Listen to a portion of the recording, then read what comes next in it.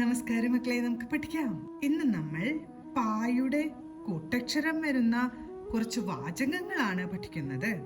ആദ്യത്തെ വാചകം പീപ്പി ഊതുകയാണ്. പീപ്പി ഊതുകയാണ്. പീപ്പി ഊതുകയാണ്. അടുത്തത് 4 കപ്പ് കാപ്പി തരൂ. 4 കപ്പ് കാപ്പി തരൂ.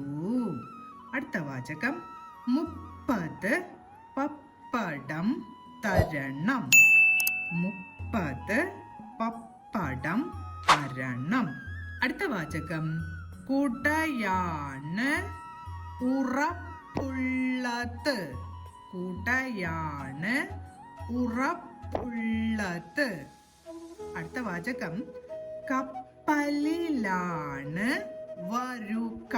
കപ്പലിലാണ് വരുക. അടുത്ത വാചകം മുടി കറുപ്പാണ്. മുടി കറുപ്പാണ്.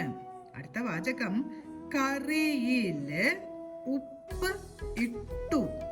കറിയില് ഉപ്പ് ഇട്ടു. അടുത്ത വാചകം കുപ്പിക്ക് 34 രൂപയാണ്. കുപ്പിക്ക് 34 രൂപയാണ്. അവസാനത്തെ വാചകം പപ്പ വരാറായി. പപ്പ വരാറായി.